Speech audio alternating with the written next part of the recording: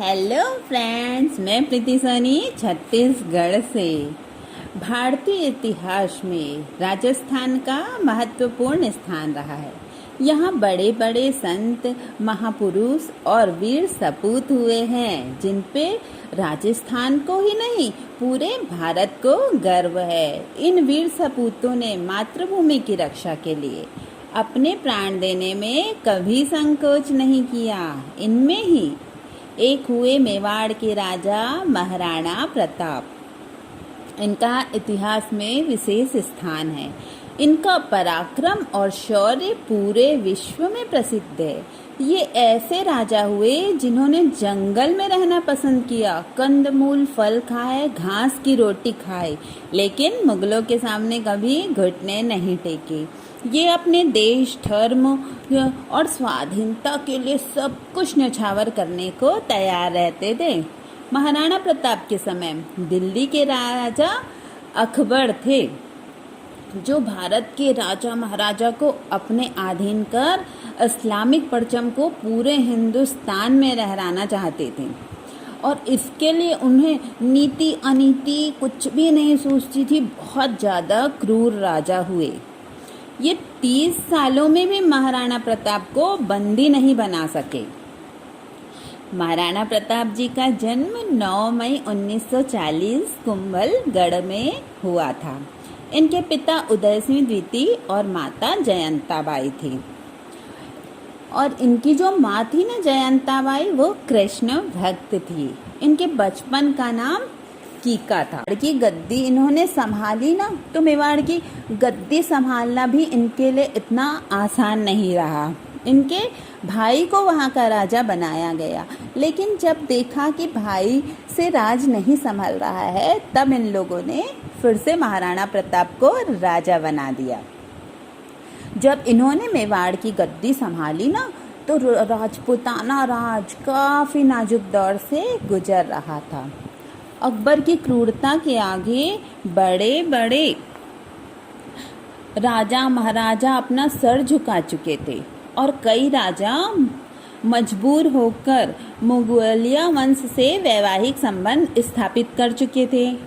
इनमें से आप प्रमुख रूप से सभी जानते हैं, इनमें से एक जोधाबाई का नाम आता है। लेकिन महाराणा प्रताप स्वाभिमानी थे और वे अकबर की गुलामी स्वीकार नहीं करना चाहते थे, इसलिए अकबर की आंखों में वे हमेशा खटकते रहे। सबसे बड़े आश्चर्य की बात थी महाराणा प्रताप का घोड़ा। महाराणा प्रताप का जो घोड़ा था चेतक, उन्हें कौन नहीं जानता। जब भी महाराणा प्रताप का नाम आता है तो चेतक का नाम वहाँ पे जरूर आता है। चेतक बहुत ज़्यादा समझदार और बहुत ज़्यादा शक्तिशाली थे। जब महाराणा प्रताप चेतक पर बैठकर युद्ध के लिए जाते थे ना, तो उनके शरीर पर 72 किलो का कवच तथा 81 किलो का हाथों में भाला होता था, और ढाल और 2 तलवार अलग से होती थी। और पता है फ्रेंड्स, इन सब का वजन मिला के होता था 108 किलो। अब आप सोचिए, जो 108 किलो के वजन को लेकर सुबह से लेकर रात तक पूरे दिन जो युद्ध कर सकते थे, वो कितने ज़्यादा वीर और शक्तिशाली रहे होंगे। आप उनकी ताकत का अंदाज़ा खुद ही लगा सकते हैं। महाराणा प्रताप ने काफ़ी समय तक अकबर के साथ युद्ध किया था। अकबर अपनी विशाल मुगलिया सेना व बेमिसाल बारूद की खाने, युद्ध की नई तकनीक जानने वाले सलाहकार और बहुत सारे गुप्तचर, कूटनीति, इतना कुछ करने पर भी अकबर महाराणा प्रताप को हरा नहीं सका था। तब अकबर ने मान सिंह को भेजा महाराणा प्रताप के पास। मान सिंह, जिनकी बुआ थी जोधाबाई। मान सिंह गए और महाराणा प्रताप को अकबर की अधीनता स्वीकार करने के लिए कहा, लेकिन महाराणा प्रताप जी ने साफ इनकार कर दिया।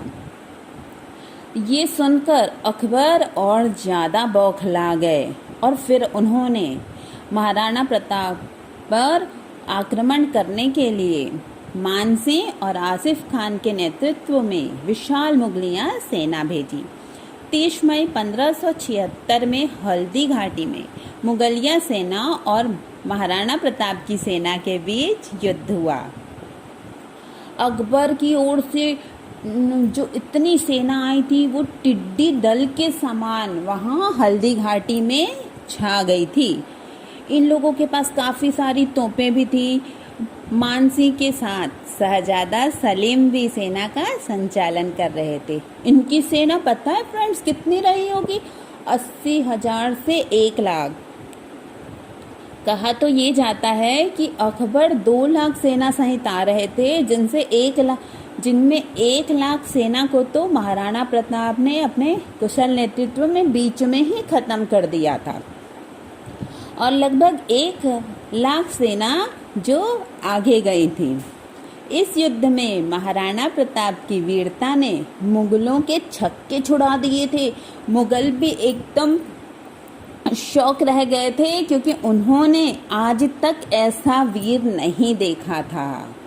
ये जब मुगलों के अनेकों सैनिकों को महाराणा प्रताप जी ने मौत के घाट उतार दिया। लेकिन ऐसी विकट परिस्थिति बनी ना फ्रेंड्स, तो महाराणा प्रताप जी के सैनिकों के बीच एक बहुत ही समझदार योद्धा थे। उन्होंने महाराणा प्रताप का रूप धारण कर लिया, उनका मुकुट पहन लिया, उनका छत्र धारण कर लिया और अकबर के सैनिकों के बीच चला गया। अब अकबर के सैनिक सोचने लगे यही महाराणा प्रताप है, और सारे उसी के पीछे जाने लगे। इस तरीके से उस सेना ने मुगलिया सेना का ध्यान अपनी ओर केंद्रित कर लिया और महाराणा प्रताप जी को वहां से निकल जाने का मौका मिल गया। इस प्रकार बाद में महाराणा प्रताप जी वापस आए अपने 20,000 सैनिकों के साथ। फिर मुगलिया सेना का सामना किया, लेकिन इस बार युद्ध में महाराणा प्रताप का घोड़ा चेतक घायल हो गया। आखिर में इतनी विशाल सेना का मुकाबला कैसे कर पाते? महाराणा प्रताप के जब 2-4 हजार सैनिक ही जीवित बचे, तो महाराणा प्रताप ने फिर से सेना को संगठित करके लाने के लिए वापस वो जंगल की ओर चले गए।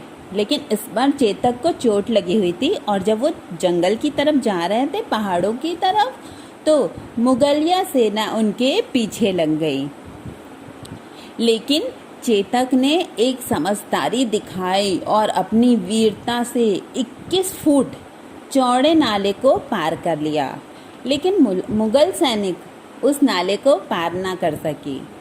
लेकिन चेतक जो पहले से घायल था और इतनी लंबी छलांग ने उसे प्राण छोड़ने पर मजबूर कर दिया, और वह इतिहास में अमर हो गया। इसके बाद महाराणा प्रताप ने फिर से सेना इकट्ठी की और गोरिल्ला नीति से अकबर को काफ़ी बार मात दी। हल्दी घाटी के युद्ध में महाराणा प्रताप को जंगलों में ही रहना पड़ा, पर उन्होंने हार नहीं मानी। उन्होंने प्रतिज्ञा की थी कि जब तक वो मुगल सेना को हरा नहीं देंगे या वीर गति को चाहे प्राप्त हो जाए, लेकिन अपने राजभवन में नहीं रहेंगे। किसी भी कीमत पर वह अकबर का आधिपत्य। जब वो वापस से जंगल में सैनिक इकट्ठे करने के लिए गए ना, तो मुगलों ने उनके काफ़ी सारे गढ़ में कब्जा कर लिया। लेकिन इस बार महाराणा प्रताप फिर से पूरे जोश से वापस आए और अपने सारे गढ़ को वापस ले लिया। सिर्फ चित्तौड़ ही बचा रहा।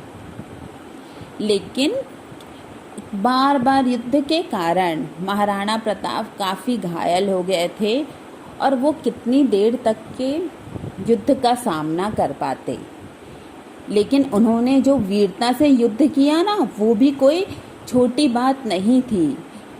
उनकी मृत्यु हो गई 29 जनवरी 1597 को चावड़ में।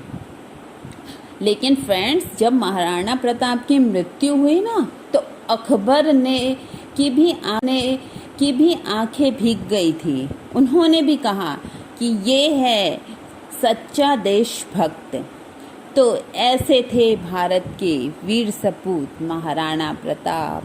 Thank you friends. अगर आपको हमारा ये वीडियो अच्छा लगा तो प्लीज़ लाइक करिए, शेयर करिए और हमें कमेंट्स में ज़रूर बताइए। Thank you friends.